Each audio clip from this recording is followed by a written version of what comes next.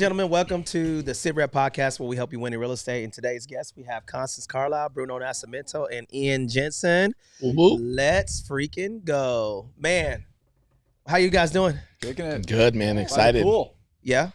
Y'all excited? We got a lot to talk about today, man. There's a whole bunch of changes that have been going on regarding the event. Look at these guys. They done started the clubhouse room and didn't start the actual event. Sorry, perfect timing. So I want to talk about a couple of things. There's been a couple of changes. Obviously, the NAR lawsuit is heavy, and there's a lot of people that are trying to figure out what's going on with representation. But I want to definitely start with the VA home loan benefit, and we're going to talk about no crap nuggets on what's going on with the VA loan and how people can take advantage of this market. And I'm going to start with Bruno. Bruno, can you tell the people who you are and what you do? Absolutely, man. So Bruno down here in Southern California. I am one of the real estate educators, a real estate investor, and a full-time real estate professional. Working with veterans is about 98% of my client base. So it's really kind of become the bread and butter of what it is that we do. So excited to be here, man, with fellow vets and vet supporters. Indeed, and he's rocking the merch, man. What up with the merch, dog? Hey, put a 1 in the chat if you like Bruno's hat, man. Let me tell y'all, he said that he will send one to you if you text WIN to 760-573-2731. He's going to donate 100 Cardone Veteran Group's hats for free. Yeah, so that's what happens. So when you send that text, right, what you're gonna get in return is gonna be invoice link for you to go ahead and swipe that card yourself. Oh man. And then I see a couple of people that's on the show. Welcome to the show. Appreciate you guys. I see a couple of people that are here. If you guys, we are live on Instagram, YouTube, LinkedIn, Facebook, Christian Mingles, the whole nine. So if you guys have questions or comments, make sure you put them in the chat. We will be able to answer them in the chat. And then also you will have the ability to actually come on the show and ask us questions live. This is unscripted. I want to talk to Connie. Connie is the money person. Okay. Welcome to the show, Connie. Hello. I have a couple of questions right now. What type of what's going on with the interest rates, and what would you tell a veteran about what's going on with interest rates? And how should we be negotiating today? Wow. Well, interest rates are still all over the place. Just been very challenging in terms of looking to have those interest rates kind of float down. I think the marketplace is still very volatile. But it is what it is. We can't control that. The market does. But the one thing that I will say is that you can never change the price in which you purchase for a home. So to say that it's a bad time, it's not. To say that prices are going to go down, don't really think that they are, simply because at least in our environment, every market is different. We still have a supply issue, and we're heading into prime selling season. So we'll see what that nets out to be. Interest rates will change. They will always fluctuate. I'm sure that they hopefully will go down towards the end of the year. That's what we're all hoping for and kind of projecting. But we don't have a crystal ball. But I will say that, is it worth waiting? Probably not. Just because once interest rates do start to go down, then you're probably in some markets going to start to see, possible increase in home prices. So, I would definitely, for anyone out there who's considering it, yes, this is where you have to find a really great agent who can negotiate, closing costs for you and help get those seller concessions to help buy down the rate to a reasonable point. So that's my best advice. You have to do it when you're ready. Yes, rates are a little bit higher, but I wouldn't let that be, a real deterrent. Now, a couple of other things. Now, I want to talk about. I'm going to pick on you for a little bit, and if I can ask you a couple of questions, and then I want to pass it to Ian. Okay.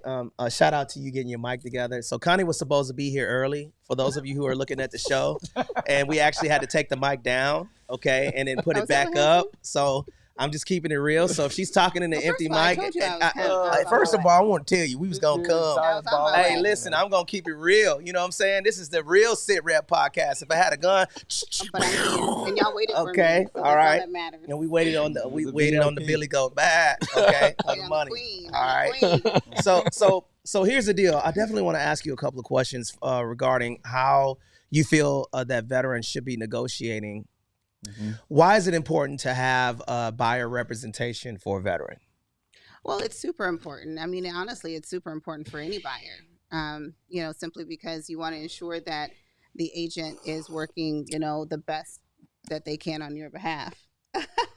What is all that for? A little hot toddy, you know what I'm saying? Got a little something up in here, a little tea, that's it. You didn't share. But no, not here to spill it, though. Representation is really important. And I think that's the thing that, just even with all some of the changes that are going on that you have to recognize is that buyers and sellers should equally be represented. And there are, professionals that stand behind each person representing their best interest or their sole interest in a transaction. There are a lot of sophisticated things that go on when you're purchasing a home. It's, most people's largest purchase in their entire life. Mm-hmm. So you need to be represented so you can ensure that your interests are best being served. And, most people, they're not professionals. It's like saying, are you going to go and have some dental work done? And, you're not going to have, someone, represent you. You know what I'm saying? It's like you have to think about that. These are all, our industry is a very technical industry, that has a lot of, legal implications with the decisions that are made. And so it also protects the seller. And I think that's one of the things that people don't recognize is that dual agency, and essentially, which if you're not represented, they'll end up being a dual agent situation where typically then the selling agent will represent the buyer. That is one of the highest litigated issues in real estate.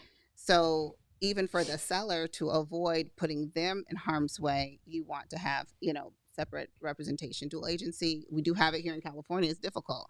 And I know some brokerages won't even allow it because of the liability risk. So definitely any buyer, especially veterans, you definitely want to have representation. That's something that the NAR the NAR the Realtor.com CEO just put a statement out a day or two ago talking about that. Specifically, we just asked and what Connie just said on that.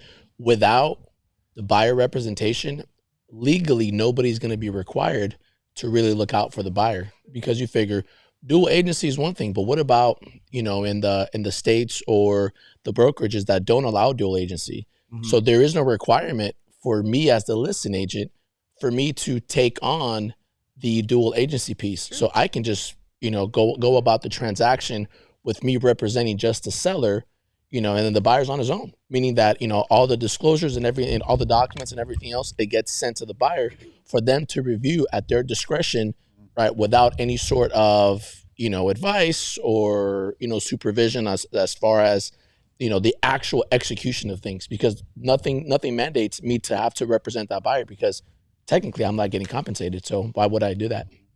And I think this is the part that is critical. And for those of you, welcome to the show. If you guys if you're on Clubhouse, click the link above our head and you'll be able to see the Sit Rep YouTube channel. We are live and in color.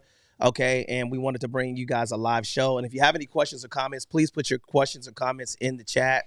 And this is popcorn style. Make sure that you keep your questions short, your answers short and crisp. That way we'll be able to get to as many people as possible. Okay, so here's a couple of things that I want to give you guys a quick overview of what's going on. So there was a lawsuit that basically was a antitrust lawsuit. Essentially what they were explaining is that, fixed buyers agency commissions of 6% in the United States. And, what's crazy about it is that that's not really what was going on. It was never, commissions was never fixed, right? But then obviously there's copycat lawsuits that are following that. And right now they're basically trying to, me personally, in my own words, it just seems like the lawyers are trying to get paid. Yeah. Because they're the ones, when you have a class action lawsuit like this, the person that actually has the damages is really not going to get paid. The person that's going to get paid the most is the attorneys. And then if it's a class action lawsuit, you might get a check for $11.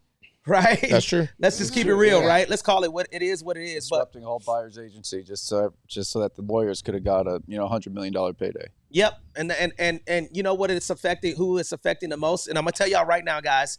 If you're not paying attention, did y'all know that corporate structures are the ones that are buying real estate right now? Yeah. So you know what that means, That's right? ugly too. That's Okay. that's a really ugly one. I mean, we could do a class on just that one. And I want to tell you guys about this. Right now, we're 10 million. I challenge any one of you guys to Google how many houses America is short right now. We're 10 million houses short, guys. So that essentially means that you if you're on the fence about investing in real estate, you better get your butt into real estate. You heard it here first, because you're gonna pay more. And the reason why is because if corporate structures are buying more real estate than actually individuals, they're going to drive the prices up. It's not commissions. Yeah, all they're right? never going to sell that. Well, here's the Those thing. corporations get that real estate. They're never going to sell that. They'll just have really, really long-term leases for the rest of their life. Yeah, they will. And the interesting thing too about it is that when this whole concept that there's going to be a savings somewhere, right? Like someone's going to save, and ultimately, if commissions aren't shared or the buyers have to be responsible financially for their own representation, all the seller's going to do is put it in their pocket. That does not save the buyers any money. It's going to cost them money. Because they may be in a position to have to pay for their own representation, or or maybe not have it at all. So when they were talking about antitrust and fixed commissions, it's never been that. The commissions that were shared with the brokerage, the co-oping brokerage, as a means of marketing. So it's very interesting, just in the concept of how they look at it. It's always been a choice, at least in our listing agreements. What seller, how much do you want to pay to sell the house? That total amount actually goes to the listing brokerage. Then the listing brokerage is the one who decides to co-op with an outside brokerage. So it's almost like the selling agent could still keep the entire commission if they wanted to, Right. And the seller's not saving any money. So it's very interesting how it's been laid out, as though someone was forcing a seller to pay X amount of commissions. But a lot of people were trying to say that there were brokerages, right, that were colluding with trying to come up with a fixed price. But I'll ask the masses here. So has anybody here, right, at any point, has anybody ever contacted? So like this, right? So here's a scenario: you take on a client that is trying to sell, and then you've reached out to another brokerage, right? And then you say, hey, look, check this out, man. You and we're going to come up with this thing on how much I'm going to charge him. And then that way I can pay you this certain amount. But then all of us have to be on the same page. When was the last time that any of us have ever reached out to any other brokerage, right, to collude on what the price really should be? I think it's garbage, because it's all a matter of, did your client like that house? But at the end of the day, it has to be the point of it. I feel like it very much is a marketing element, and to advertise a price for a sales fee for something gets it something sold faster. But the collaboration, I feel like I can't believe they were able to tie that together, because it's a very loose collaboration, because they're basically saying you're collaborative because you avoid the low commissions, right? So as what they're saying, that it's collaborative because the real estate brokers are advising their agents to not mess around with a lower commission, because it's also responsible for looking out for its agents and their time. So they're kind of pushing you along the ways to make sure that you're being as profitable with every client as possible. So is that by definition collusion, by trying to maximize every effort with every client? I mean, you don't. I don't know how it's really collusion when it's up to the seller. You've already negotiated whatever the terms that the seller is going to offer in commission. Period. Exactly. Like that's already been negotiated with the seller.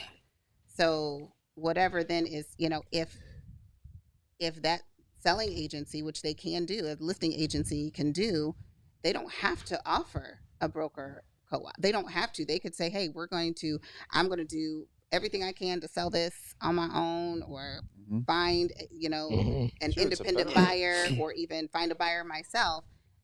There's never that never has to happen, but it is a marketing. It's used as a marketing effort. That's how it's always been, because again, we as buyers agents don't have a financial commitment from our buyers. So therefore, it's like, so-and-so brokerage, this is, bring your buyer here, and this is what we're going to compensate you for your time in representing them, just like I represent the seller. So it just really is, it does not make sense to me. I know there's a lot of people smarter than me who are in this, and somehow it has gotten as far as it's gotten. And this is so nonsensical to me, but it doesn't make sense. And this is a part that I want to read, guys. And then I see your question in the chat, guys. If you have something in the chat, again, we have an event coming up, and we're gonna cover this quick NAR lawsuit, and then we're gonna go through 5 essential things that you guys need to know about no bull crap stuff about the VA home loan benefit. You will know after this this podcast. You're gonna learn how to do a VA construction loan. You're going to know how to leverage closing costs and concessions. You're going to learn how to do a cash out refinance. You're going to learn about interest rate reduction refinance loans. And then you're going to hear Connie and I battle it out about which is better, buying down the interest rate or prepaying principal. All right, let's go. All right, man, you know what I'm saying? Let's get to it. So I'm going to read this from we did get a win, okay, and I'm going to read this. Okay, selling notice, real estate commissions and interest. This is from Fannie Mae, okay. We are aware of the proposed settlement agreement subject to court approval announced by the National Association of Realtors. That's a $418 million settlement, okay, in the Burnett and Morrell case.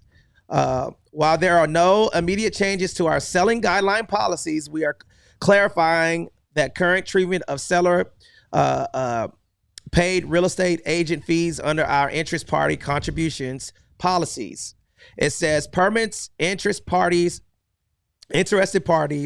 can make contributions to borrowers' closing costs subject to maximum limits ranging from 2% and 9% of the property value. Typical fees and closing costs paid by seller in accordance with local custom known as common and customary fees of costs are not subject to IPC limits described in seller guidelines.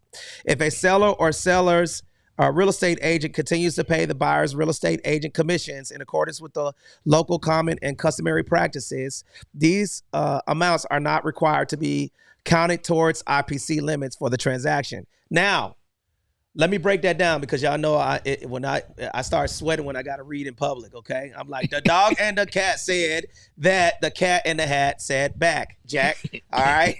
But Connie, can you explain what that means? And then Ian, I want you to start with it, and then I'm going to go to Ian, and then I'm going to come to you as well. I'm coming to you next. I want you to talk about what that would mean in regard to if they made that changes for veterans. And then also, I want you to talk about how the VA funding fee is not a part of the appraisal process. Sure. So the important part with that, and that's great, because then what that does allow is for the seller to still contribute in a form of a concession to cover the costs for buyer's representation. So, that kind of, it neutralizes this concept that the buyers will have to pay for their representation. It can be negotiated just like we do closing costs or anything, or anything else. So that's extremely helpful. And so we hope that the VA will follow suit in raising that amount for concessions. So, or closing costs or concessions. So that's great. I'm so happy that they, quickly came up with something. I figured that they would, just because it doesn't make sense. It's really going to make it more difficult for us to, sell homes, and even for sellers to sell their houses. Mm-hmm. Like, all of this was done in the spirit of helping the sellers, and but anyway, I digress. Yes, that is great. And so that will definitely, I think, ease some of our minds, but it just is that extra step of, kind of uncertainty as you engage in a transaction from a buyer's agent perspective. Yeah. And then I want to pass the mic to Ian. Ian, can you explain about what the VA funding fee and how it's not a part of the appraisal, and how that possibly can tie into what we just talked about? Yeah, okay, so that's a really good point. So As everybody who has bought a piece of real estate knows, that as a buyer, you have a lot of fees involved with the whole situation, right? Buyer and seller both have fees, but right, they got their own. So from a buyer's perspective, they have to come in with usually a down payment. So say we're not talking about a VA person, they got to come in with a down payment. They have to pay inspectors and professionals, contractors. And then they also have their own closing fees with the loan, with escrow and everything like that. And now they're supposed to come up with another fees involved with it. And that's why, our material works around saving them as much as possible. But on the back end of it, inevitably, if they have never used their VA loan before, they have a funding fee. So a VA funding fee is a 2.15% fee for the first time usage, right? And that can go on top of the mortgage, right? So if it's a $500,000 house, their mortgage is going to be, $510,000. But the seller only got the $500,000. So this is one of the only fees that you can actually put into the mortgage, and that's where Tony was going with this thing. Is that now? That's the one situation where the VA will allow you to go more than what the property is worth. So you're essentially buying the house at 102% loan to value. So what the elephant in the room is if these buyer representation fees could be classified as a contractor fee or something like that. You know what I mean? So that way a fee could either get paid from concessions from the seller, or it could be paid in some sort of way from the representation or the mortgage balance. So someone's got to pay the piper, and no one wants to come up. And like the real big picture though is like, what's the effect that you think it's going to have do you think it's going to affect the market at all, or do you think it's just going to make things more confusing for the contractors involved, like the agents? Do you think that because now the seller doesn't have to pay 2.5%, is that going to result in a reduction in prices now because they're like, oh, I'm still going to net the same if I sell for 2% less? You think it's going to drop the prices in the market? No, that's not likely, man. It's just going to make it more work on, us as agents, I think, to have to, like I said, go into an uncertain environment, and your buyers too. Right. They don't know. We don't know. But here's the other thing.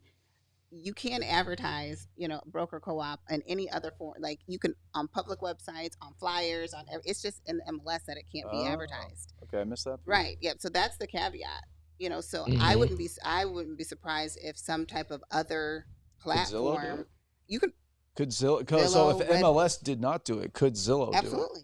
So you could almost have a separate just agreement with Zillow, like, hey, there's a line item here. There's a 3% buyer's commission. I don't know if Zillow is. Oh shoot! Look at that. I don't know that they would do that though. You know what I mean? Because it opens them up to it may open Pandora's box up. So but it still then goes to a marketing fee. I, as a seller, can say, I want you to advertise that I'm willing to pay a X amount of dollars to whatever agent brings me a buyer. And that's how they're going to get the agents to give up on the MLS and Correct. go to Zillow. There you go. Connie. Ding, ding, ding.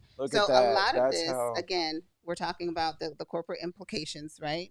And how this can shift. And I wouldn't be surprised if you start to see some other platforms for agents to then probably have to pay into, advertising their listings on these different, public websites. So it's a new NAR. It's just one that's not tied to an association, right? So, I know we kind of got off subject of that question, but that's really the thing. It's not about the seller cannot pay. It's just it can't be advertised in the MLS. So Ian was talking about the VA funding fee. Can I bring it back real quick to just for everyone that's tapping in, the people that are watching, right, understanding, because we like to give context, but we also want to bring it back to the folks that are tapping in, the veterans that are considering purchasing a property, and sometimes we take for granted that we say things not knowing that everyone understands the verbiage, right? So when we're talking about the VA funding fee, right? So the easiest way for you to remember or understand what that money is for, right? Think of it as it's a benefit that veterans have, but essentially, right, it's not free because for the VA to be able to back us by 25%, that money needs to come from somewhere. So essentially think of it as it's the VA creating a stash of money, right? And the way that they're able to create that stash is by charging what's called the VA funding fee. The very first time that you use it, as it stands today, 2024, April, right? For the very first time, it's 2.15. And then subsequent use, meaning the second time or any other time after that, 3.3%. So that is essentially the pot of money that the VA is putting together to then be able to offer this benefit to veterans. So I just want to kind of bring that back so we all stay on track with that. And that also, just to kind of clarify, go into a little bit deeper on that pool of money there is to protect veterans in the state that if there was to be a loss. So for example, it's almost like an insurance. So if there was a loss on the property, then that's where the VA comes in and secures that by that 25% that Bruno mentioned. And it's just like a cooperative, pool of money that veterans contribute to so that they can borrow at 100%. So with no money down. So that's, it's a good thing. It's a good thing. And just a little note too, if you are a disabled veteran, if you're receiving any type of disability, then that VA funding fee is waived. It's waived for your first time. Anytime you use the VA after you have disability, it will be waived. Now, does anybody have any questions on stage before we continue to roll on? And can I get the notes so I can actually see them? Okay, so I know I have one question. Can I buy a property with the VA home loan benefit for overseas? No, yes and no. All right, let me tell you how you can.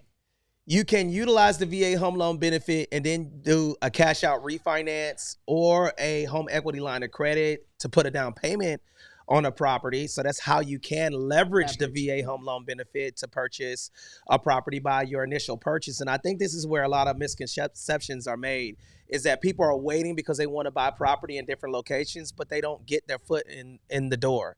And if you look at the past, since 2019, at the medium home price went up from 300, I think, in 85,000 to 450,000. And that tells you that the demand for houses is higher. So, my suggestion to you guys is to actually get in the game, right?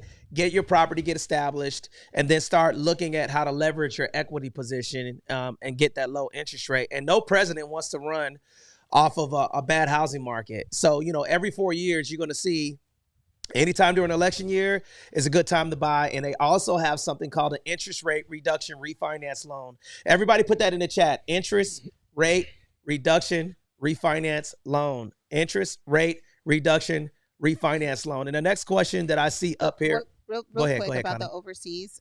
You can use your VA benefit in Puerto Rico and the U.S. territories and Hawaii, obviously. Hawaii. So that is, those are some of the areas that you can consider. That's a state, Connie. Hawaii is a state. I know, but still, it was water. That's why I said obviously. So go with me. So there are some overseas areas where the VA home loan benefit is available.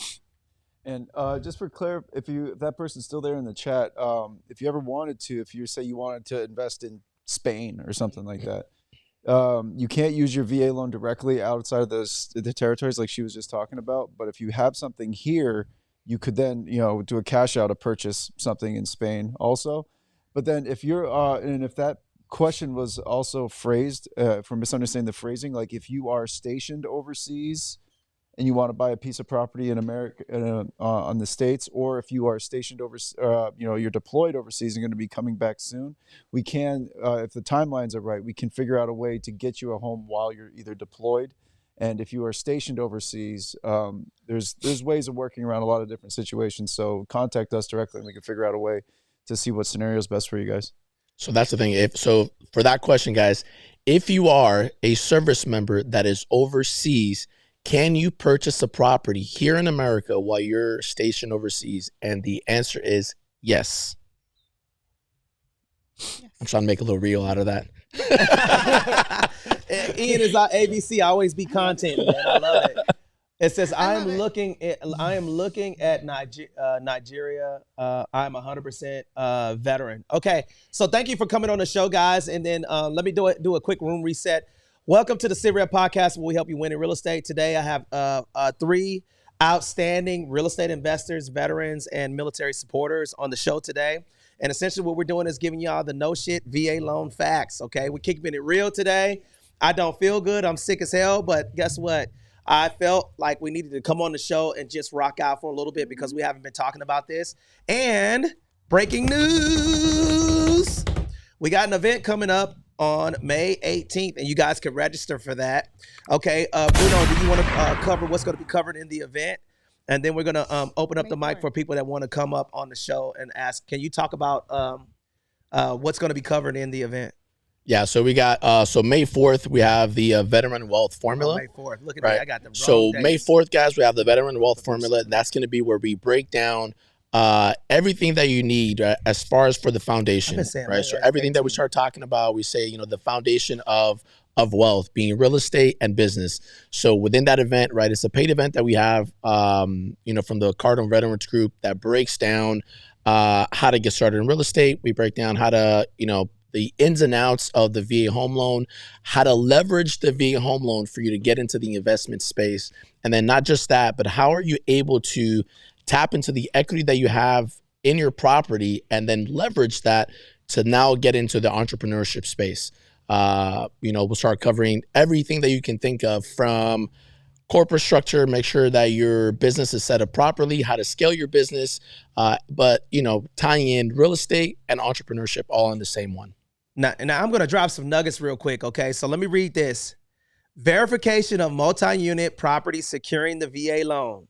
So can you buy a multi-unit with the VA loan in? Yes or no? Yes. How many units? As long as it's less than 5 under certain circumstances. That is correct. Can you go a little bit more in depth with that? And then I'm going to read this right out of the VA handbook. Okay, guys. So 5 is the purple unicorn. You can do 4 or less all day long, but the 5 is the 5-plex you can buy with a VA loan. Has to be a certain thing. It has to be, obviously you have to live there. There's 4 residential units and 1 business unit. All right, so that's why it's like almost like a mixed use, right? So it's like residential with a business. Is that the right way? If something comes across your desk, Connie, and it says mixed use on the title, yes, that can still go. Residential, right? And commercial. That's okay. So the kicker is that it cannot have 5 residential units. That is a commercial, as classified as a commercial piece of real estate, does not qualify. However, it can have 5 doors. It's just 4 of them have to be for dwelling. 1 of them has to be for business purposes. And 1 you have to occupy. And 1 you do have to occupy. And then we're going to go to Connie about underwriting criteria. Okay, verification. Now listen to this, guys. Put a 1 in the chat if you guys want me to read this, because I think this is the misconception.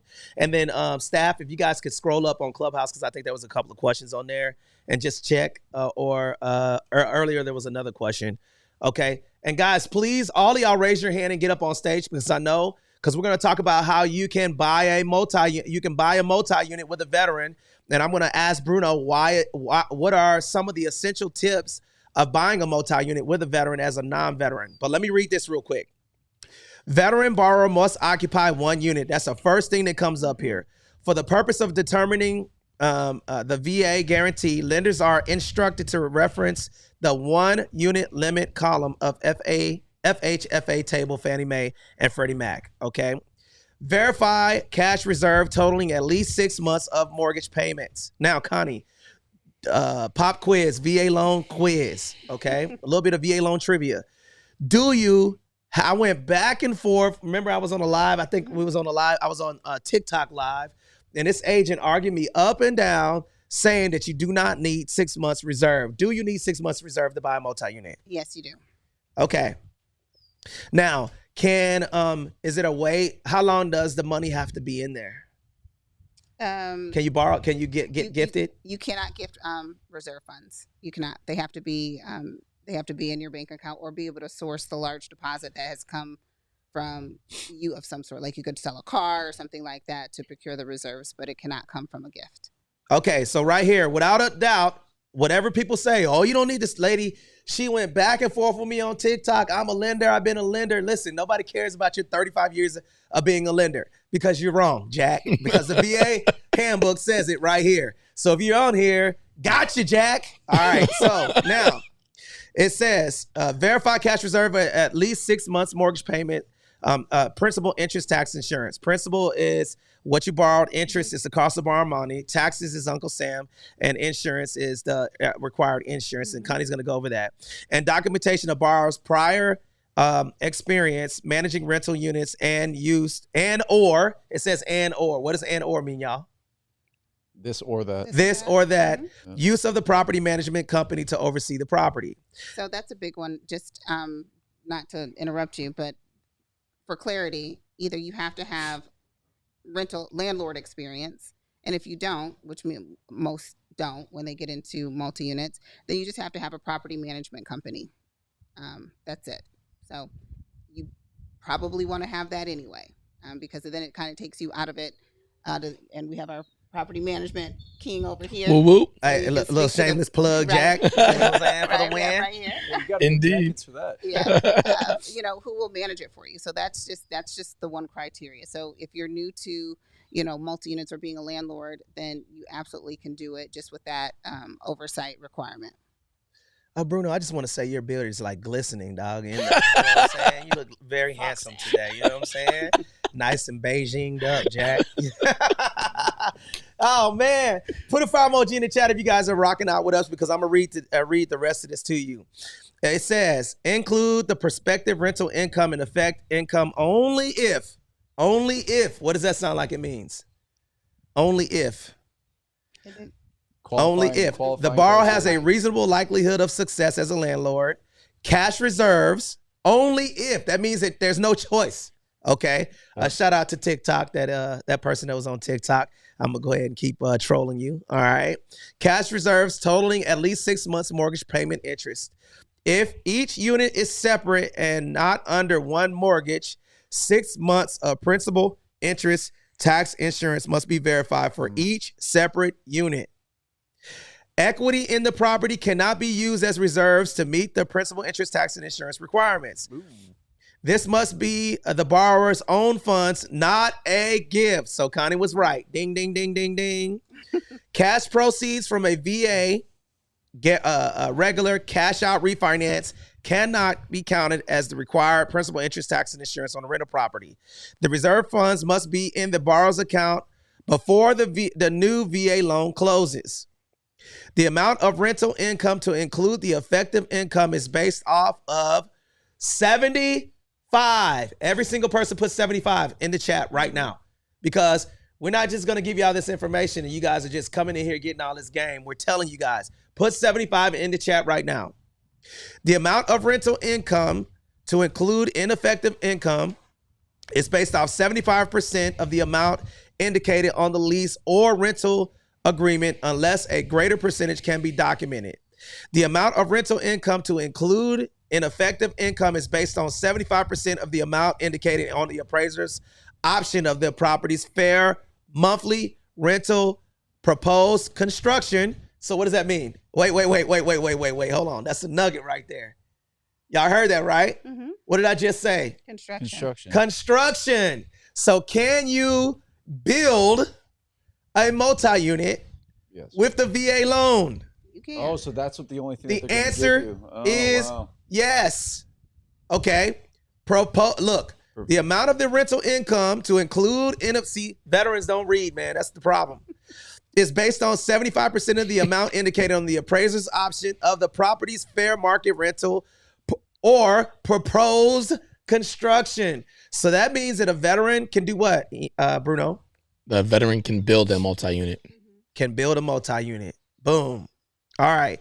So, Connie, I want to ask you a couple of questions, man, because I know this information is, I know there's a lot of people out here, a lot of people on TikTok and Instagram telling you guys that you can't build a multi-unit with the VA home loan benefit, and you absolutely unequivocally can. Can you talk about the 75%, please, and how that equates? Can you give us a $500,000 example, like a example of $2,000 a month or something? So when you're looking at you know, if it's $2,000 a month, then that would be $1,500 that would go towards the qualifiable income per unit.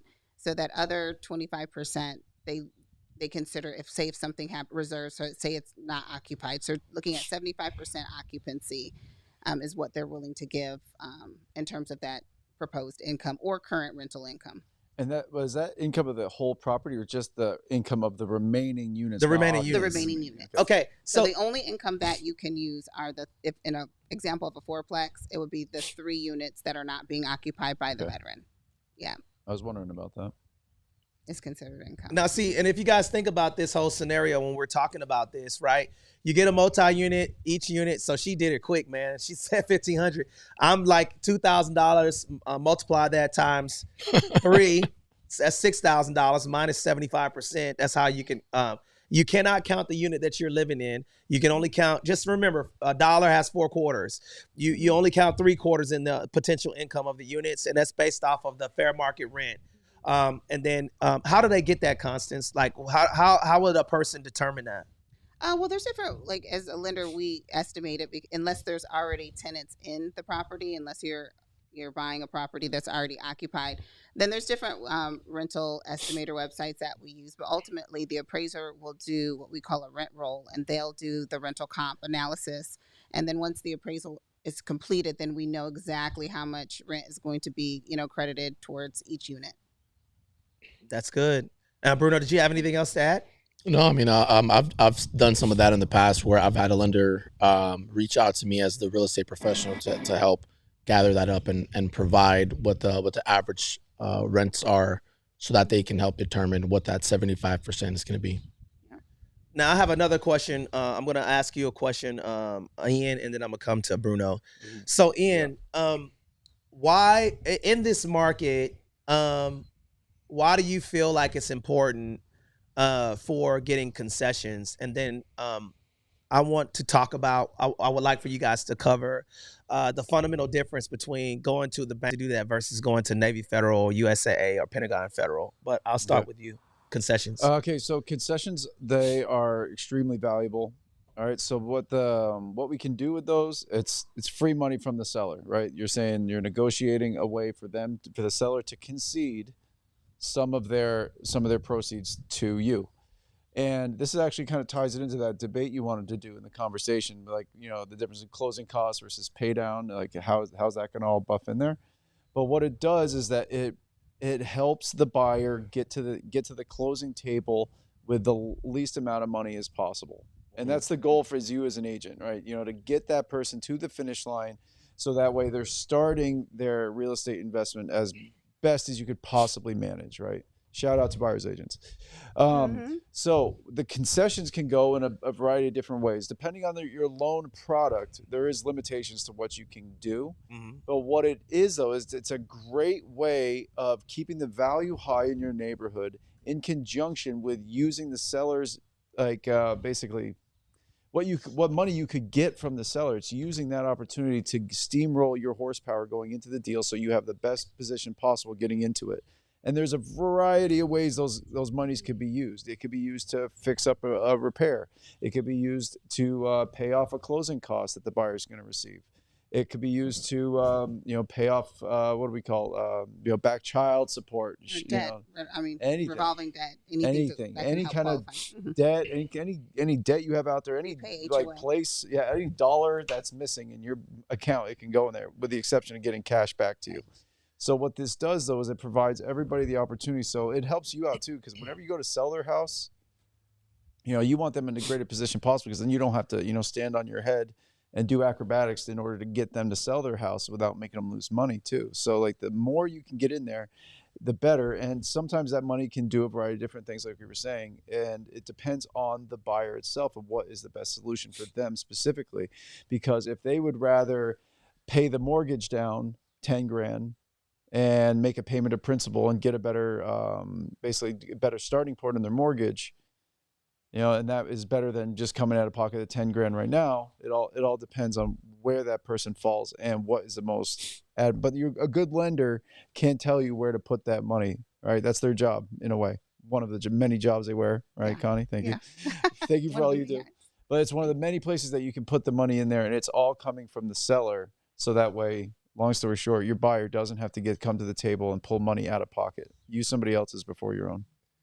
Yes, that's very good, and that's spot on. Because again, especially with VA, it is 100% financing, but every loan is going to have fees, closing costs, your prepaids, taxes, and insurance. There's going to be an amount of money that's going to be required to actually execute the deal. And so that's where those seller concessions really come in handy. And especially today in the high interest environment that we're in, most rates right now are coming at a cost, or if they're not, then they are maybe higher than what the buyer wants to pay, and so therefore we can use some of those funds to do a permanent rate reduction, a rate buy down, to again lower that payment and also help that any buyer to qualify. But there are some very unique things that you can do with concessions, especially one of the real big ones is paying off debt, because sometimes for qualifying purposes, if a borrower has too much debt, say their DTI is too high, then we can use those concessions to pay off a credit card or some loans to help them qualify. Yeah, and one more thing before I pass the mic around about the topic, though, is that make sure if you're an agent or you're buying a piece of property, make sure you write into the contract to include both words, closing costs and concessions, because some things are closing costs, but not all closing costs are concession, or the other way around. Can you give us an example? Yeah, okay. Yeah, So, but wait, hold on just a second. Can we put a 1 in the chat if you guys want an example between what a closing cost? Because I know sometimes people will get. We're going to talk about. Ian's going to cover what a concession is, what is a closing cost, what closing cost is, and then also the fundamental difference between reoccurring and non-reoccurring. That way you understand it, because I know sometimes we get rolling and we'll be speaking in mortgage terms. Then there's people who have never bought a property before ever. So can you tell us what a reoccurring fee? Give us some examples of what is closing costs for one, and then what is reoccurring, non-recurring, and then what is the difference between a concession and closing costs? Okay, so a closing cost is anything that is a part of the deal, right? That could be a home inspection, that could be the origination fees, that could be the fees with escrow, title, etc. Something like that. This is a required contractor within the escrow phase, within the purchase and sale of an agreement that is tied up. That is a closing cost, right? That it's a cost involved with the closing. Mm-hmm. All right. So a concession is something that it could be kind of basically it's a loose term on purpose, right? So that way it can go to whatever. You could just say, if I'm buying Bruno's house, here. I know that he'll accept an offer $5,000 lower than what I'm talking about. So what I'm going to do is I'm going to keep the cost at list price, but I'm going to ask for a $5,000 concession. So that way we could use this money, right? Because that money is cheaper to borrow than it is anywhere else, right? You go take a personal loan, it's going to be more expensive than the rate you're going to borrow money at with a mortgage. So, but that's where it comes down to, is like these different things are in place, because if you say if I wrote in the contract, hey, I get $15,000 worth of closing costs, but I only have $12,000 worth of closing costs on the ledger, then that $3,000 goes back to the seller. And the idea of this is to keep that money in your pocket if you were able to negotiate it. So by including closing costs and concession into the deal, you get the opportunity to because paying down old child support is not a closing cost. That's not a closing. That's but it could be awarded as a concession. Yeah, it can be covered by concession. And that's the importance of making sure that whenever you're drafting the contract, right, that the right verbiage is in the contract. Yes. Because you guys got to understand that underwriters and everyone that's involved in the transaction, words mean things, right? Especially in contracts. And the reason why you want to make sure that you have that in there is because there are limits within the VA guidelines that are associated to the verbiage. So if you're talking about concessions in the VA guideline, it says, right, the maximum seller concessions is 4%. But then if you keep reading about 2 or 3 lines down, it also clarifies that the closing cost is not included in that 4% of the concession. Oh, wait, y'all. That's a bar right there. I don't want y'all to miss that. Yes. Okay. So Bruno just said 4% rule, and majority of the people that are out there are talking about that rule. But Bruno, can you get extra money over 4%? Yes. How? And then that is why you want to make sure that the verbiage in the contract is correct, because then if you get over the 4%, then the monies can be allocated towards the other closing costs that are not included in that 4%. So the money can go and be applied towards the escrow and title fees, right, after you've exhausted the 4%. But then if, the reason why you want to make sure that you have the verbiage correct is to offer the most amount of flexibility for the loan officer that's going to be working the file, because a lot of times maybe applying the credit towards a concession may be more beneficial than applying it towards the closing costs, because it may help that respective borrower qualify where they might have not been able to qualify otherwise. So you want to offer, the loan professional as much flexibility as possible to move and allocate the money around, but you're not going to be able to do that unless you have the proper verbiage in the contract. Yeah. Connie, can you explain the, okay, so are you waving at me or what's going on? There was no bug. There was Connie, something going on with Connie on the show, y'all. There was a bug. Make sure y'all click the link above my head and watch There was Connie a bug. over here waving a I'm fake. over here battling. I'm battling nature out here. Okay, so give me an example of like, because I know that it's 2% for maximum for buying the interest rate down, but then you can get 4% for concessions, and then there's unlimited closing costs. Can you give us an example of that? So yes. So essentially, especially when it comes to, that portion I was talking about with permanent buy down or even a 2-1 buy down, anything that affects any cost to the rate, that is up to 2%. That does not fall into that 4%. Give us an example of 2%. You're going to have to break it down like people don't know at all. Okay, so the points. So that's something I think a lot of people know about is points, buying down points. So if you bought down the rate by not 2 percentage points, but the cost was 2% of the purchase price, of the sales price, then or the loan amount, I should say, then they'll pay a max of 2% of the loan amount towards whatever that cost is for the rate. So how would a real estate agent get that 2%? Can you give me the mathematical formula? So they would just, they would ask. So in this case, $500,000. So they could ask for 6%. So $30,000. Okay. Versus a 4% that most people consider to be the max ask when it comes to a seller concession.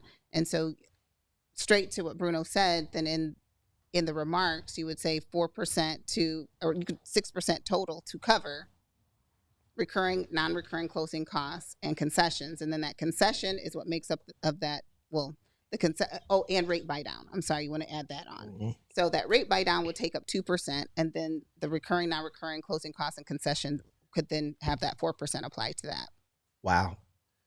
So, and this is the reason why we be trying to tell you guys, like, getting on the show, guys, and then liking and sharing this information, like that's a $40,000 conversation. You see a house on the market, you want to ask for a reoccurring, non-recurring closing costs / concessions, / allowable and non-allowables, right? And then that way you cover the 2%. Like if it's a $500,000 purchase price. So we like to talk in numbers.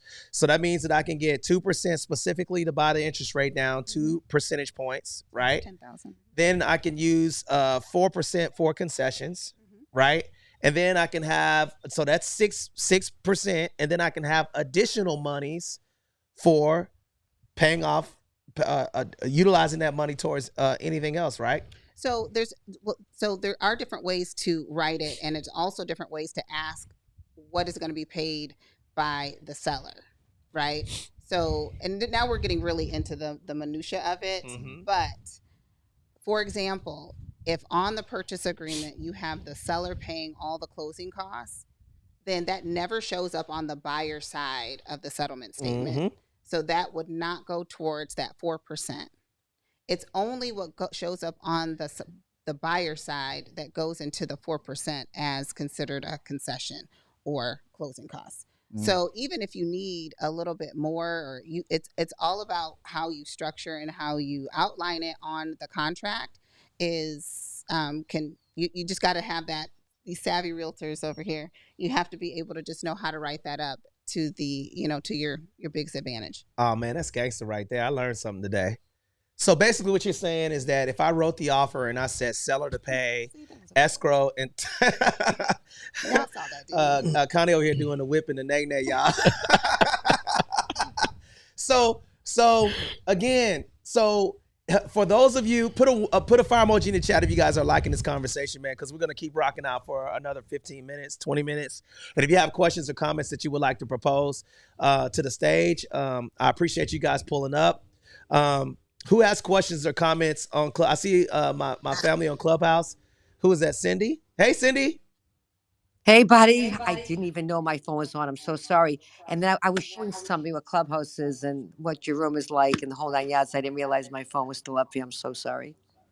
Oh, you're Oh good. no, you're You good. You're good? good. Yes, yes, ma'am. I want to send a shout out to Cindy Stampo. This is Hey, my. Hey, Cindy. we love you, Cindy. We love you, Hey, Cindy. honey. Put a heart Thank you, emoji in the guys. chat for Cindy. Cindy, Greatest supporter. She's Cindy. Yeah, awesome. if you guys knew what she does behind the scenes, she never asks for recognition, but I will always, show love to somebody that I want to emulate to be like. If you guys don't know who she is one of the glass ceiling breakers in Mm. the development and investment industry, and she's paved the way for a lot of ladies and men to come into the real estate development space. Mm-hmm. And we appreciate you being here today, Cindy. Thank you for coming. Um, Did you have a I good wanted time to. in Florida? Did you have a good What's time in that? Florida? I did have a Yeah. great time in Florida. We did have a magnificent time. I got some really nice footage of the beach, and I stayed at the Diplomat, and Cindy moved some chips around for me It's really nice. to do what I had to do, and Not to then pay for Meanwhile, retail? the rest of us were staying, yeah. No, like our somewhere else. You know listen, what I but mean? our place Tony's was over there, fun like, though. Our place at was the Diplomat. We're over there fun. hiking our way to the Diplomat. They was at the Motel 6 while I was in the Diplomat, Cindy. They're probably paying more money at the Motel 6. How's that? Okay. I and bet you. and Let's look, what's compare bill to bill. Oh, God, I too know. funny. I I heard I know, missed a man. great time, though. It was a good Yeah, time. we had a We fantastic really time. Was it appreciate good you. And time? then now I do have a question. We I know that you have your podcast, but we would be I I don't have know a podcast, guys. I have a national radio show with iHeartMedia. They then throw yes, it on ma'am. podcasts. But no, Yes, it's ma'am. a real radio show with iHeartMedia. But go ahead. Even though I think you Okay. podcast people do better than us real radio people. But go ahead. What? Yes, ma'am. Can What's we get you? We would love to. I know that I don't know if you I asked before, but I would really like to talk to you about your story one day, if that's possible. Do we have about 3 years? Where do we Yes. start? Do We we got start at time. 23 getting schmeckled out there by every man in the world? Or me now schmeckling every guy out there 36 years later? Which way you want to go? I just want to It's It's talk. gonna be actually a a great long, one. great story, though. What's that? Yeah, I think it'll be a great Mm-hmm. story because and you're still rocking and rolling. And I remember the other day when you were talking about the cost of development. There's a lot of people that are going out of business because of the lack of being able to sustain the cost of development. Hmm. You've heard me Like talk about real estate, construction, building for almost 4 years now, Tony, right? yep, you I called always it. say there's going You did. I've called these markets, I will call it again.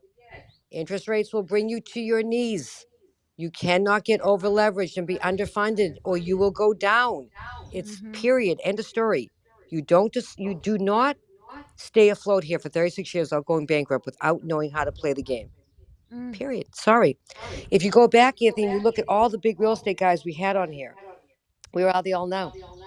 Sucking That's their true. thumbs and they're Ooh, under their bed. That's what they're doing right now. So you got to play mm, the game. You got to learn good the point. game. And there's not a better person to look at. I've learned nothing on Clubhouse real estate. I say this all the time, except everything to do with veterans housing. I'm sitting here with a buddy of mine. We're going over 70 units that we're going to develop, and I brought him just to show him when we were talking. He's like, "What is audio? What is this?" And I went to your room, and what I say to you, I said, "The only thing I've ever learned here is from this guy. I knew nothing about veteran housing, partnering up, any of that. He does. He understands it all, but I Mm. didn't. So it's a great play for both the developer, the investor, and the veteran. I mean, it's a win-win Absolutely. situation. So I've learned something Absolutely. on Clubhouse besides that people are crazy and we're all crazy and we're good people and there's some jerk offs. All the fun things that we've been through the last 3+ years. Yeah. But They're crazy people, but they're I my would kind of I people. would trade you guys in, I promise.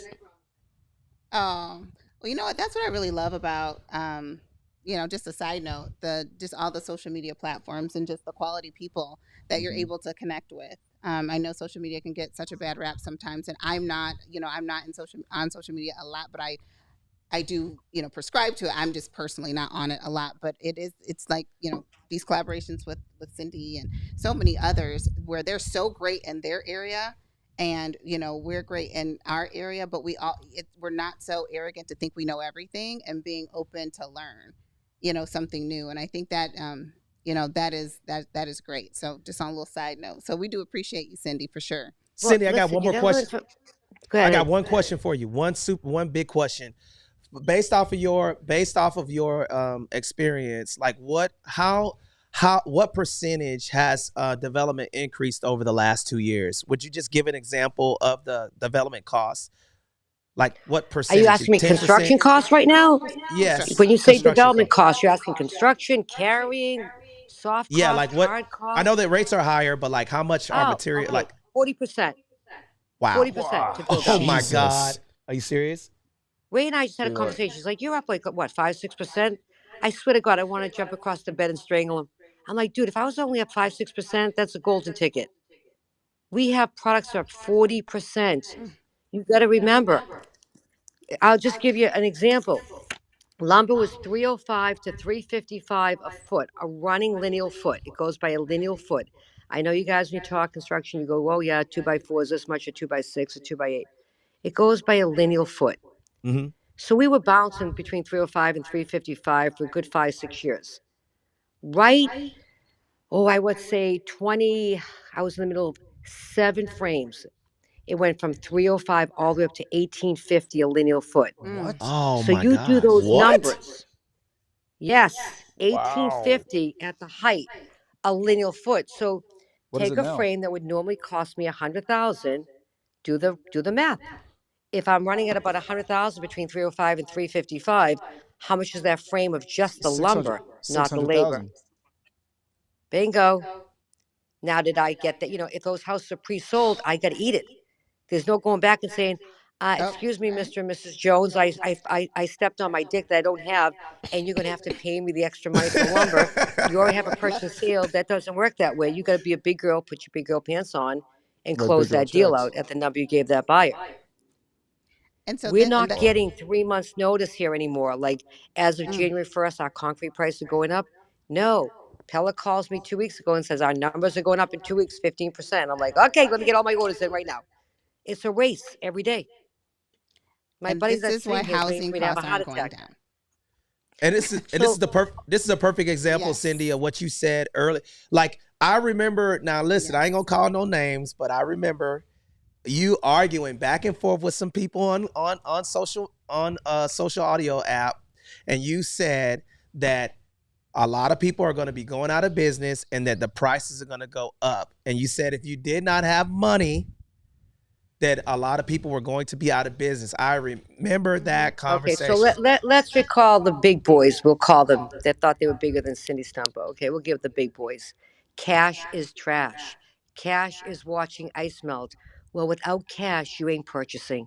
Yep. So, Mhm. we debated that night after night after Yep. night. Well, I remember. people have cash, the developers that have cash are sitting fine because they can stroke a check. Otherwise, you're paying 300, 400 basis points over to get a construction loan. Yep. What does that look like? 9, 10%? That's Hmm. crazy. And that's not hard money lenders, guys. That's traditional banking right now. Yep. So cash is not trash. But yeah, numbers are up and guys are hurting out there. There are guys unloading deals left and right. They're flying on my desk like paper clips, okay? Meanwhile, for the last 5 years, finding deals were tough. Now they're Mm. just being handed to me. Like, here, Cindy, you take this deal off my hand. And my answer Wow. is, you ready to take a haircut? No, then don't bring me the deal. Get it at a Show me the discount. deal when you're ready to take a haircut because I can't pay you what you paid for it because you overpaid for it. Yep. So, you know, if you think we have a housing shortage now, we're only going to grow bigger in that housing shortage. That's It's right. so simple, guys. It's such common sense. Listen to me. Between interest rates, I always said this will be the new, whatever the new that takes us and puts us back on our asses is right here. Interest rates aren't coming down. Maybe you'll get one time, you think, maybe one down because it's election year. Okay. Which what? They'll drop a quarter point, which is not going to really make But any that's big not deal. right. Right. Second thing is product is too high. Third is you don't have enough skilled labor. At 10 guys go out, one's coming in. That's not good odds. 10 go out, 10 should come in. 20 go out, one comes in. Your average plumber, I think, is 50 years old. Your average electrician is in his 40s. Then no one's taking their places. How are you going to build without labor? Please, I'm all ears. I've been saying this for 14 years, since '08, screaming this since '08, running around with Mike Rowe, Mike Holmes, trying to get kids in the business. So there's your trifecta: high interest rates, high cost to build because product, and you don't have skilled labor. How do you want us builders to build? We can't. So now I'm like in a place where I'm saying to my kids, maybe this is not going to be the greatest business that I want you guys to jump into anymore. Because I don't see this getting better. I only see this getting worse unless there's a flip and parents start teaching their kids that are not honor roll students or good students, like maybe you should learn a trade, Yep. right? Yep. Because a trade, you'll always make a living. See, even if construction, you went back into the '08 crisis, guess what? Somebody always needs a water heater. Somebody always needs something, right? You always need an electrician. You always need a plumber. You always need somebody to fix your heat. So at the end of the day, you'll always have a job. But mom and dad want to say, oh, my kid gone to Northeastern. Oh, my kid gone to BU. Oh, my kid gone to Suffolk around here in Boston. Well, good for you. When your kid gets out of school and has all that debt and can't make $18 an hour, let me know how you look at mom and dad. And that's been my delivery for 14 years. So I don't know what to tell you. And Now this we're is here, and the smarter parents are getting their kids in the trades. and this is and But this now is we the got to catch up. And this is the reason why we've been trying to tell you guys, you better get your butt in the market now, because these big corporate structures are buying up these properties, and it's going to drive the price up. And this election Yeah, year, but even they are buying it. They're buying it up every day. And Yep. they'll own, like, eventually C Stumple people, like C Stumple Development, will become, the pharmacist you went to and you said, hey, Chuck, how are you? I'm good, Cindy, I'm good. What do you need? Well, my doctor's calling a prescription for an antibiotic. Can you give it to me early? Sure, Cindy, I'll give it to you. Those days are going to be gone for even people like me, like the CVS's and the hardware stores and the pharmaceutical, like the big boys come in. Now they're coming into my industry. I never thought I'd see it. wow. Never thought I'd see what I'm seeing right now. Yeah, there's But we And still own 70% of the pie. As long as we keep going out there and developing and building, we'll hold the pie. But now with this, it's hard because guys can't sustain right now. So that's where we are. That's where we're going to be until interest rates come down. So now I'm checking out because I got to go over these 70 townhouses with thank my you. buddy and Thank you, Thank you Cindy. find so out And how much, good we luck on got the the Cindy. project boards that for you're the working stucco. on. Yes, thank We you. appreciate you pulling Have a up. great one, everybody. All right, you too. Ladies and gentlemen, if you don't know Cindy Stumpo, now you know. Okay, so make sure that you look her up and just check out what she's doing.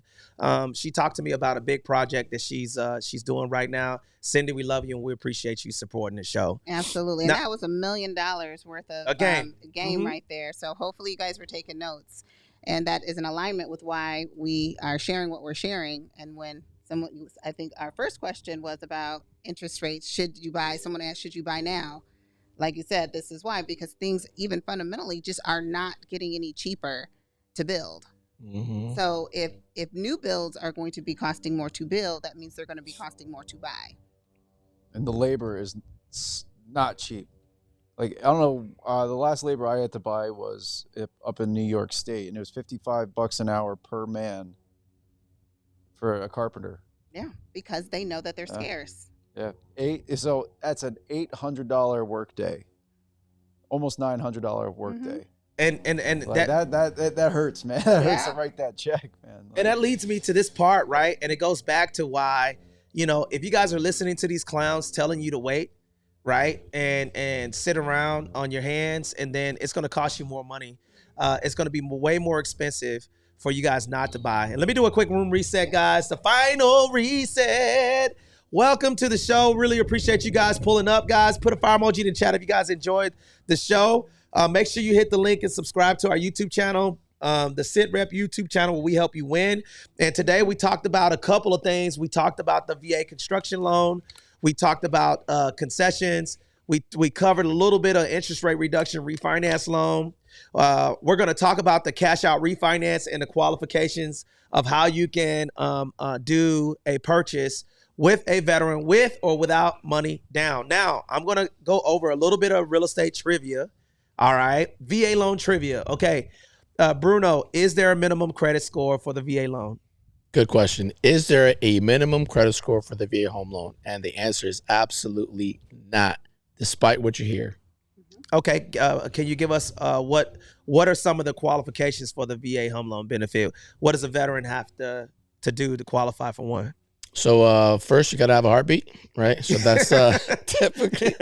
So you gotta have a heartbeat, and that's pretty much it, man. So you have the basic qualifications, right? Like for VA, as you would for any other loan. Lenders typically want to see 2 years employment. When you fill out your application, they're gonna want to see your bank statements. Typically, they want to see the past 60 days of bank statements. They don't like to see lates within the past 12 months, but it is not a complete disqualifier. So if you tap into somebody who tells you like, oh, you've had a late payment within the past 12 months, sorry, we can't help you. It means that lender can't help you. It doesn't mean that you can't be helped. That's a very good point. That's a very good point. And what can you guys give a little bit? I'll go to Ian and I'll just go around the table. Can you explain like some of the things that we do that we can? Now, this is in every state, guys. If you're a veteran and you're looking at this show, text WIN to 760-573-2731. We have a couple of events that we have coming up. We got the Veteran Wealth Formula that we're going to be doing next month. We got a VA loan masterclass that we're going to be doing. That's free for you guys to This teach weekend. This coming up Saturday. So if you guys want the virtual link, text WIN to 760-573-2731. And you do not have to be a veteran to do this. Okay, so if you guys want to get on that free VA loan masterclass, you guys could be there. And it is virtual, and we're going to go through all of these components and walk you through how to negotiate and how to leverage concessions to pay off y'all's back child support. And Ian, can you explain the fundamental difference between? Can y'all just cover what a roadmap is? What does that look like? And then Connie, what if scenario and the rapid rescore. I want you to cover that, but go ahead. Okay, so a roadmap is obviously a way to get from point A to point B.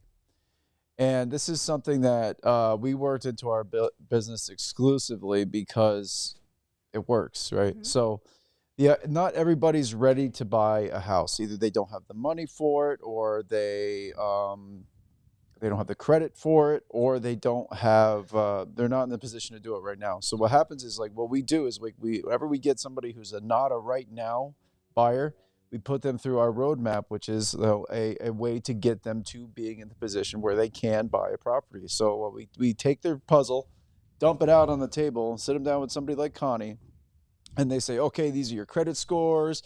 This is how much money you have in the bank. These are how many loans you have out.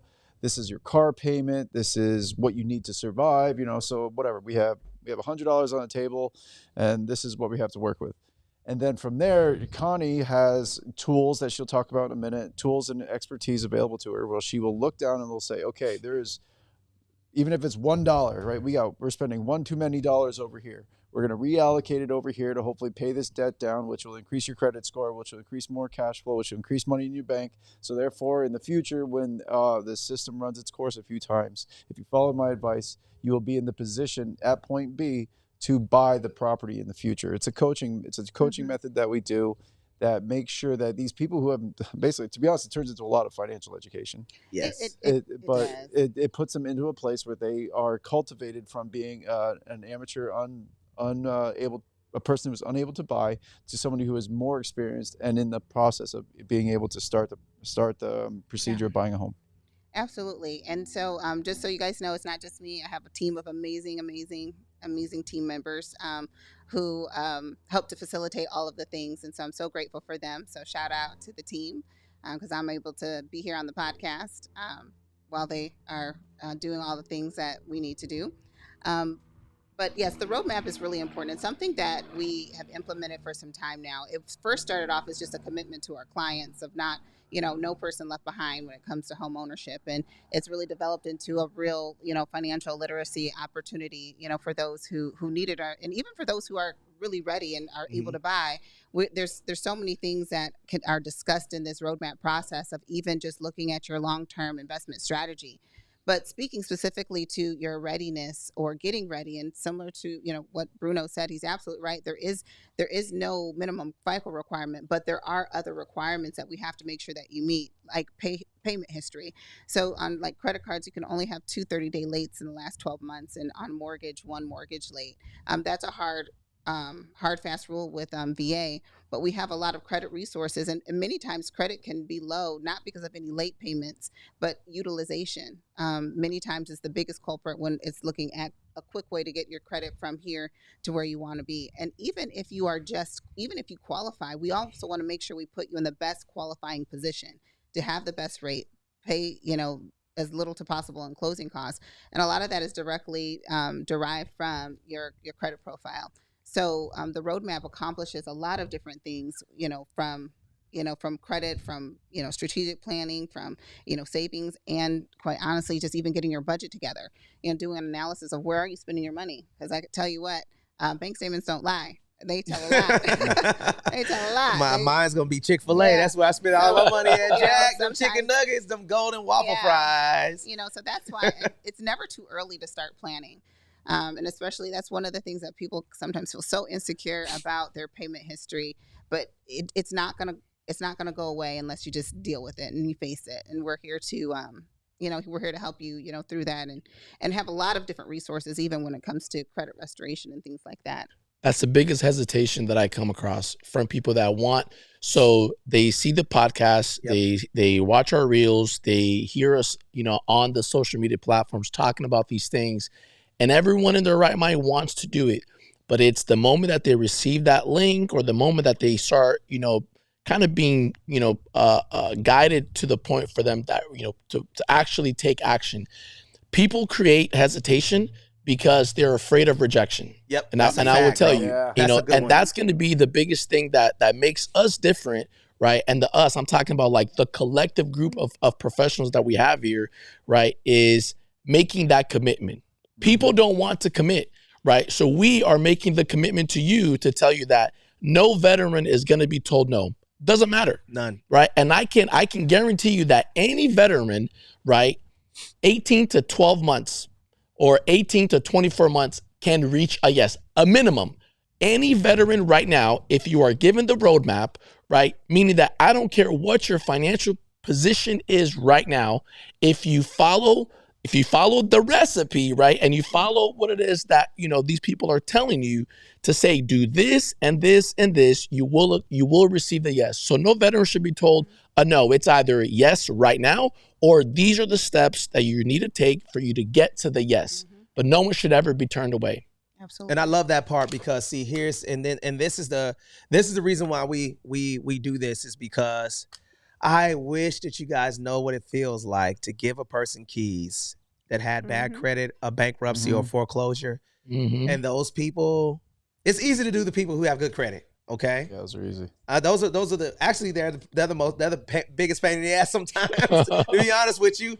Right. But the people who did not feel like the person that served their family, the military spouse that has dealt with the veterans bullcrap, to deliver keys to that person and see their eyes light up and see the little kids running around in an empty house, or to see new babies running around. I'm selfishly addicted to that. And the reason why I'm selfishly addicted to that is because I know that little kid running around is probably going to own a home in the future because they were raised in one. Yep. Absolutely. And I think that's the biggest piece that, that's the reason why people are like, oh man, why are you working with people with bad credit? Well, the reason why is because I used to be that guy.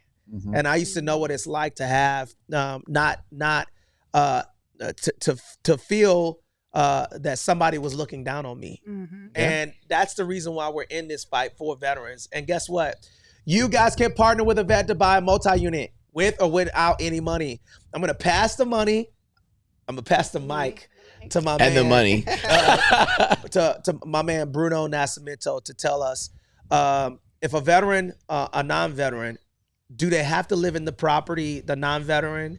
And does the veteran, if they go on the loan, how much money do they have to bring to the table? Yeah, so the biggest thing is understanding that the veteran, right, there is an occupancy requirement that has to be met. So the veteran has to have the intent to own or occupy that property. Okay, yes. and that's the verbiage. It's the black and white that's within the guidelines, right? So the veteran has to have the intent to own or occupy. The non-veteran does not have to occupy that property, meaning that you can find a veteran, right? You guys can partner, and then you, the non-veteran, can essentially get right, the key to the door of the promised land, which is all the benefits that come with you being a veteran, which is the, you know, ability to do the refinance and do the, you know, do the EARL, the interest rate reduction refinance loan 210 days later, right? With just that alone, man, like the ability for you to be able to do that refinance without all the, you know, the challenges that may be presented with other refinance options, you know, so you can do the EARL without even having to requalify, right? So that alone, you know, presents a huge win. You know, you can do the cash out, right? So you can take out 100% of the equity, right? Which you can't do with the other products. So you as a non-veteran can do that. So now let's say that you are going in on the loan with that veteran, right? So going to Tony's question, well, what is the down payment requirement going to be for the non-veteran that is partnering with a veteran and also going on the loan? Okay, so that's going to be 12.5%. So 12.5% that allows you to be able to go in. So now you're avoiding the PMI, the private mortgage insurance, or the MIP, the mortgage insurance premium that you would have with conventional and FHA loans, right? So there's no mortgage insurance. Okay, it opens you up to the refinance options that the veterans have. It opens you up to the cash out, right? And then it also allows you to be able to get those more favorable rates that you wouldn't be able to have the opportunity to tap into, right? Should you go about it another way? Oh, I had a question here, Bruno, to fill in a little detail. Is that 12.5% of the non-veterans portion of the loan, or is that 12.5% of the entire loan? So it's 12.5% of the total loan. So you can look at it two ways. You can look at it as, you know, 25% of half of the sales price, or 12.5% of the total loan. So, you know, so a lot of times people will say it's 25% of half of the, you know, the sales price. I just got confused. So yeah, it's okay. I see what you mean. But technically speaking, if the bank is going to write a check for $100,000, they need to have 12.5 grand in their pocket. The non-veteran. Okay. Yep. And the non-veteran does not have to occupy the home, only the veteran. But for that though, Tony, real quick before you get into it, but for that, I think it's guys just, again, and I want to keep it to where it's easy for us to like digest all these nuggets that we're throwing out there, is understanding the big picture, right? So the VA loan, for those people, you know, for the people who don't know, it is not a loan that you're getting from the VA. Okay. Now there is a way for you to do that, which we'll get into another day, but you know, it's a VA-backed loan, meaning that the Department of Veteran Affairs is backing 25% of how much that property is worth, right? So that's where you got to understand it. So if you understand that it's 25% that they're backing, well then, okay, well if a non-veteran is tapping in, right, then it's half of that. That's where the 12.5% comes from. Yep. And that's it. And guys, if you guys are enjoying the conversation and you guys want to be a part of the free VA loan masterclass to learn how to take. You get off at 8. My mom don't close to 9. Who's that? Yeah, I don't know why they don't. You want to, if we have somebody that has did you have a question or a comment that you'd like to propose to the stage? Make sure you had a hot mic. Okay, got you. Okay, we want to make sure we keep everything rolling because this is the last and final thing, guys. Remember, put this number in the chat right now. Text WIN to 760-573-2731. Again, text WIN to 760-573-2731. If you guys want the link to our free VA loan masterclass, or you want the link to our veteran wealth formula, where I will be covering with my homies how to invest with a veteran, how to buy a multi-unit, how to structure your limited liability company, how to hire your kids, how to set up your corporate structures, and the 5 pillars of generational wealth. Okay, utilizing the VA home loan benefit, and also how to get yourself prepared to actually structure your limited liability company to get business lines of credit. We cover all of that in the veteran wealth formula with our partnership with Grant Cardone. Now, last and final thing that we're going to talk about, and then we're going to wrap up, is the ability to why the interest rates are lower than any of the other interest rates. So the VA loan it's no minimum credit score, no maximum loan amount, guys. That means that if you wanted to buy a $2 million property, as long as it's on one parcel of land, right? Here's the land. You can have multiple structures on that land as long as it's one parcel of land, or APN for California or any other state. As long as it's on one piece of land, you can buy additional structures on that land. You can also buy a farm with the VA home loan benefit as well, guys. So there's so many things that you guys could do with the VA home loan benefit. And if you guys want more information, again, text 760-573-2731. Ian, Yeah. last and final thing, okay? What do we got? So realtors, why is it important to work with someone who understands the VA home loan benefit? What are some of the things that you faced in the community? And then we'll close out with this. We'll go with this last thing, and then I want to know how we can reach you guys. Okay, so Connie, we'll go with you first. Connie, how can you be reached? So you can reach me at militarymortgagegroup.net, or you can text WIN to 760-573-2731. I'm also on Instagram as Constance the Broker, or Facebook. Well, thank you, Connie. Thank you for showing up. We really appreciate you coming in. Guys, I got to dip out a little bit. I got to go back to, being the lone hero that I am. But it was a pleasure. Hopefully you guys got something, really valuable from today. Please feel free to reach out to us at any time. And, we're really here to help. We're here to help and answer any questions that we can. And I appreciate doing it with you guys. One thing, Connie, can you tell us about 10X Military Spouses? Just give us a little preview of that. Okay, so 10X Military Spouses is coming up. So that platform, we're going to be really focusing on helping to introduce military spouses to investing in real estate, how to buy real estate, and also become real estate and mortgage professionals. With Miss Elena Cardone, we're excited about that. Really focusing on women empowerment, self-development, and financial literacy. So we will be having some content coming out and different opportunities to jump on some, webinars and all the good stuff. So we're really excited about that and appreciate her commitment to the military spouse community. Outstanding, Connie. Thank you for joining us. We really appreciate you rocking out today. This was good, y'all. And then now I see a couple of questions in the chat. Why do certain credit unions require a certain credit score? That's a good one. Okay, threshold if the VA does not have a requirement. Okay. That's overlays. So that's called overlays. Okay, overlays, overlays. Basically, the reason why credit unions do that is specifically because they don't care about, they make more money by giving you a higher interest rate. That's exactly what it is. Keeping it real with you, Don, and thank you for that question. Straight up. And they want to minimize their risk, okay?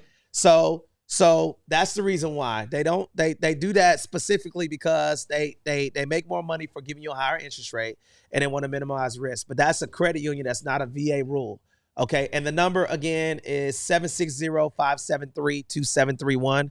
Text WIN, WIN to 760-573-2731. Then you can get on there. Okay. So I love this, but what's the number? It goes really fast. Okay. No problem. I just gave it to you. Can you scroll up? Let me see if there's any other questions in the chat that we need to answer. Okay. Man, this has been a really great show today. Mm-hmm. I think we covered a lot. And if you guys want to get on the free roadmap with Bruno and Ian, that will be teaching that. They're going to be kicking it like a sensei every single month. We're going to be doing these classes. And we're going to be doing more VA loan stuff, more investment hacks, all types of other stuff. If you guys want a specific topic that you guys would like us to cover, put it in the chat. Bruno, any outros or any save rounds for the show? Yeah, man. So I think before we wrap, I'll go back to that question that you had asked Ian, and I'll tee it up for him to slam dunk it, man. So like, why is it that you want to work with a real estate professional that knows and understands the VA home loan, right? For the same reason that you guys tapped into us today and listening to all the nuggets that we're kicking, because you have a lot of the black and white, right, that majority of people aren't familiar with, right? So if you figure about anywhere between 3 to 6% of the American population that's served within the military, meaning that there is a much greater percentage of people that have not served. So a lot of professionals are focused on that majority, right? So they're looking at that 97% of people, right, that they want to service because the pool for them to service is greater. So very few have actually, been in putting the boots on and actually doing the stuff. So because we understand that, you know what, man, this is a benefit. So because it's a benefit, we are committed to getting people to understand the ins and out of it. And then we're going to take it one step further to say, well, how can we take this benefit of just, of home ownership, but then convert that into wealth, right? How can we help a veteran, get that leg up by tapping into something that's already afforded to them, but then, ultimately flipping that to them owning commercial real estate, them owning businesses, starting businesses, buying businesses, right? So that's essentially why it is that you would want to tap into with a professional that understands the ins and out of it, right? For those people that are looking at tapping in to me and to my team and everybody else, man, makinghomeowners.com is where you can find us. I am at Making Homeowners on Instagram and on Facebook. But I'll pass it over to Ian for him to tap into that and let people know that it is that he can be reached. Bam. All right. So Bruno nails it 100%. The quality of the people that work for you will give you the value that you're writing the check for, right? If you're going to have to spend the money, especially coming up here shortly, if you're going to have to spend the money with who you work with, you're going to be a lot more selective with the qualifications that they offer and the value that they bring to your family, right? And one of these things that we talk, like for instance, we used an example why it matters to work with somebody, for our example, who is a a VA loan specialized real estate agent, is a thing that we reach all the time is the appraisal, right? And what happens is, like, some agents will be nervous about accepting an offer, worried that the appraisal will come in at a price that they did not advertise, and now they look like a dork because they told their buyer or their seller that this house will probably bring 500, and then the appraisal comes back at 480. They think it's going to stick to the house because if it's an FHA loan or anything like that, the appraisal does stick with the house. However, you can be rest assured by showing people the advantage you offer, because if it's a VA loan, it's a free pass for them. If that home doesn't appraise, nothing sticks to that house. The veteran owns that appraisal and they can take it away. So it's these little misconceptions. That's just a very small example, right? But it's one of these little misconceptions that add up and can make the difference between you getting an offer accepted or not. So take the time and listen to these crews, so that way, and we're going to have a class about this later, about what it takes and how you interview a real estate agent. But stay on top of that, so that way you guys can be as savvy as possible, right? Because this is real estate. People will take your lunch money if you're not looking out for it. So just be on the lookout. Make sure you are paying attention and researching yourself also. But my contact information, my name's Ian Jensen. You can find me on Instagram, Ian_Jensen_realtor. And let's see where else. I mean, and then you could hit me at www.ianscard.com is my business card. It's got everything on there, so you can go check it out. Out freaking standing. And guys, man, I have a very special announcement before we land the show. Put a fire emoji in the chat if you guys enjoyed the show, man. Okay, I think this is phenomenal. I see a lot of people that are on Clubhouse. Are there any questions that are on the stage? I see some of my friends on stage. You guys have any questions or comments that you would like to propose to the stage before we wrap up? Any questions? Any questions on Clubhouse? Any questions on YouTube, Twitter, Facebook? All right. I am going to be an uncle. I have two of my close friends that are sitting to the right and left of me. These are my brothers, and both of them are about to have a little boy and a little girl coming up, man. So I just wanted to say that I'm super excited about that. All right. I can't wait till the baby comes. Ian is nervous as hell. He can't sleep. Bruno's got Bruno like 9 babies. He forgot about it already. Bruno's got 9 kids around his house. He's like, whatever. But I'm excited about that. And you know what, man? To see our kids grow up together and the impact that we've been making, our kids are going to grow up with that same type of character. All right. You guys are doing something very, very big. And to see two veterans, two U.S. Marine brothers that have served with me, to be able to go on this journey from people who are leaving, people who are coming, building winning real estate, coaching, getting our partnership with Grant Cardone, starting a YouTube channel to where I was looking at all the cameras, having you guys on the show. Guys, I could not be able to do this if it wasn't for my brothers and sisters that are behind the scenes. And I wanted to make sure that you guys know who keeps me in balance, because, you know, if it wasn't for you guys keeping me in balance, I wouldn't be where I am today. And I look to be. I like hanging out with people. See, he's getting choked up over here. You know what I'm saying? In the future. You know what I'm saying? I want to be around people who I want to become in the future. So thank you guys for showing up, and I appreciate you guys. You guys can reach me at TonyGlennII.com. That's my website. And guys, look, if you guys want to win in real estate, text WIN to 760-573-2731. I got through the podcast. I'm sick. But the reason why we showed up is we're trying to put the people over the profit. So make sure you guys subscribe to the YouTube channel, share it out with your friends. This is going to be clipped up in nuggets. We dropped a lot of nuggets today. And make sure you guys pull up to see Bruno and Ian kick the VA Loan Masterclass. Let's go. All right, guys. We'll see you guys later. Peace. Oh, yeah. Swing 'em.